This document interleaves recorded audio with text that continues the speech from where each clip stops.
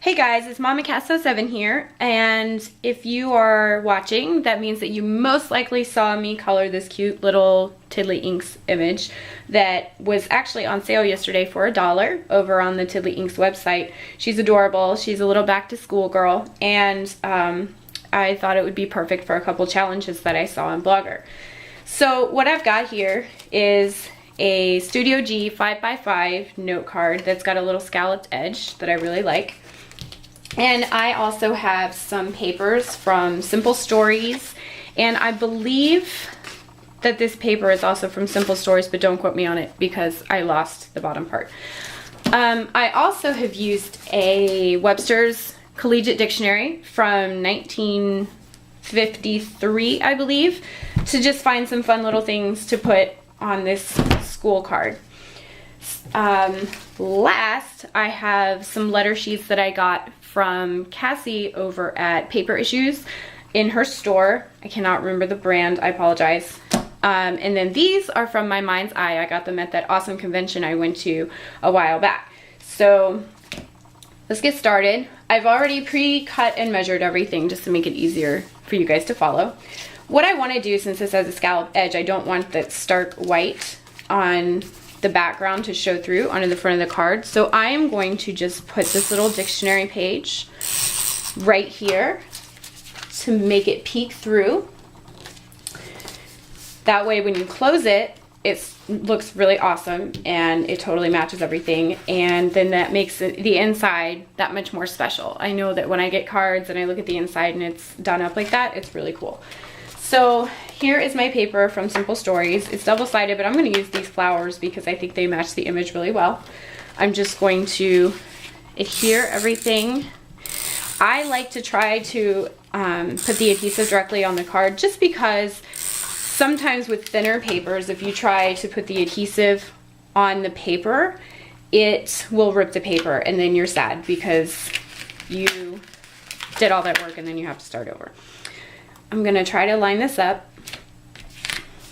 I guess I forgot to mention I'm using the Elmer's tape runner because that's what's available at my Walmart. When I do things that I need to actually send, I try to use a stronger adhesive, but today we're just using Elmer's.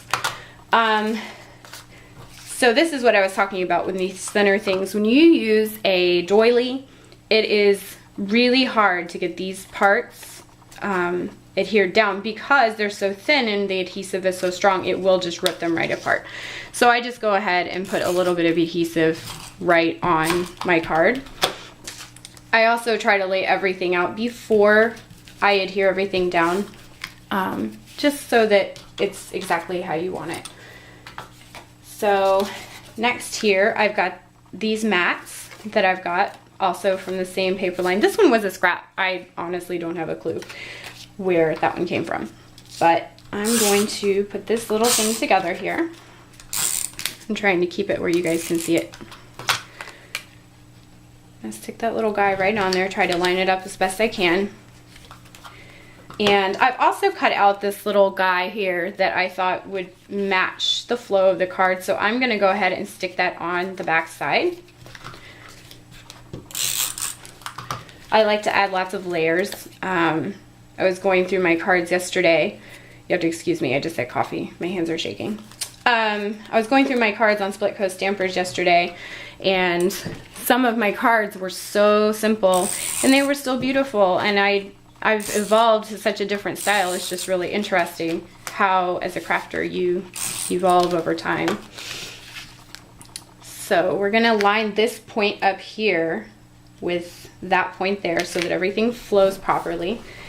Now, with these guys, what I'm gonna do, I believe that the brand of these foam dots is Studio G, but I am not 100% positive. If they are not, they are EK Success. Both are sold at my Walmart, and whichever one is on sale is usually what I get. So I am gonna adhere this cloud flat, but I want to pop this one out to give the image more dimension. So we'll put this guy on here, a little bit of adhesive. Since this paper is thicker, it's okay to go ahead and put it on there. So for this guy, I just like to put dots pretty much wherever the wherever the shaped parts are on an image, especially in the thinner areas, because those are the areas that are going to rip more easily. And I don't like the image to sink in when I stick it on. Take off all these little backings. I think that one's already off. I'm just going to stick this guy on here like that. And now we've got a little bit of dimension. Now, since I've stuck this cloud out, I am not going to put adhesive dots or the foam dots on the top of her, because then she'll be leaning like this. So we want her flush with that, but on the bottom, from about the top of her skirt down, we'll put some more foam dots there. And I like to play with depth and dimension when I'm making projects. I don't like to just do something flat, just because the world isn't flat. And I like to reflect, as true as I can, the shapes and the textures and the dimensions of everything. So I'm also going to put a little bit of adhesive on the back of her hat here, just so that she sticks to the cloud. And there, we're going to line her up, stick her right on like that.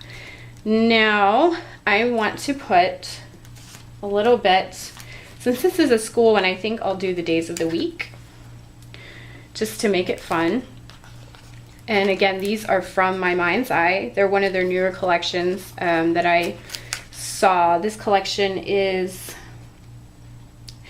notable. Love this. But they have the most amazing things, and I got myself into a lot of trouble for all the things that I bought, but it was worth it. So there you have a cute little card, and we've got the inside that matches. I hope you enjoy, and I would love to see any projects that you guys make. Link them up. Thanks.